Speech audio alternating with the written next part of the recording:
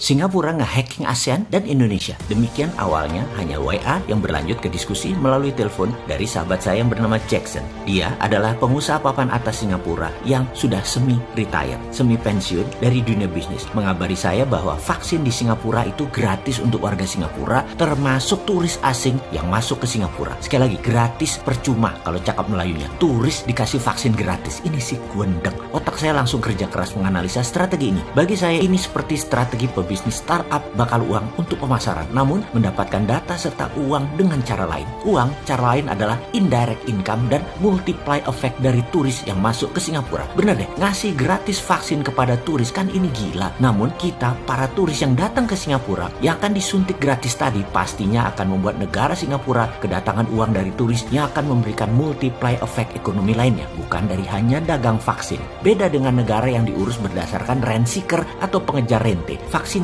didagangin, rakyat rencananya disuruh bayar mahal lagi. Terus yang warganya menolak didenda. Hebat deh negara seperti itu. Untungnya Indonesia nggak kayak gitu. Rakyat diperas dengan aturan. Indonesia tuh pinter sekarang. Rakyatnya digratiskan. Hanya yang heran kenapa vaksinnya dari Tiongkok, Sinovac. Yang sedangkan di Tiongkok pakainya Pfizer. Juga Singapura pakainya Pfizer.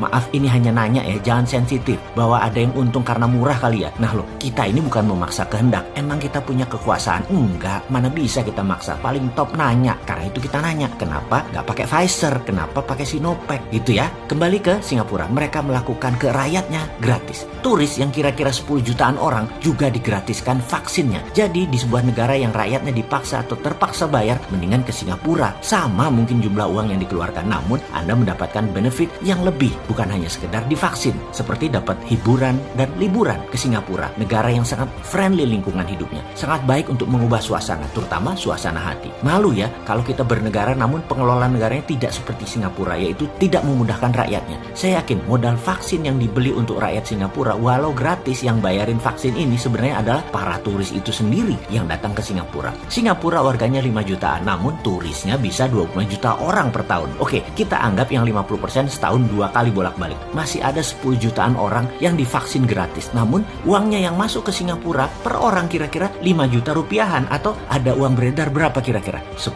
juta orang dikali 5 juta rupiah, sekitar masuknya berapa? 50 triliun masuknya ke Singapura. Harga vaksin buat 15 juta manusia berapa? 1-2 triliunan doang. Itu pinter namanya. Sebel bener deh melihat ada negara bernegara cemen bener. Cara kelolanya tidak kekinian, tidak terobosan, dan cari untung di setiap kesusahan rakyatnya. Covid itu masalah yang merugikan rakyat, bangsa, dan negara. Kenapa solusinya bukan seperti Singapura yang seru, yang gratis, yang untung, semua pihak happy, turis happy, rakyat Singapura happy, negara modalnya kecil, dan masalah Covid selesai. Itu elegan, pinter, dan inovasi. Kita bagaimana? Jangan-jangan pejabatnya atau penguasanya meniru Singapura aja nggak nyandak otaknya. Kita bisanya disuruh kali ya, atau mengikuti maunya sesuatu kali ya. Segitu nggak pinternya atau nggak berdaulatnya ya pejabat bernegara itu ya. Tapi kita juga ingatkan, yang Singapura lakukan hanya sebuah strategi. Semua bisa kita tiru dan kita improvisasi. Sabar, tenang. Masih bisa kita tiru lebih baik kok strategi Singapura itu. Masih cukup waktu untuk kita tiru dan kita improvisasi lagi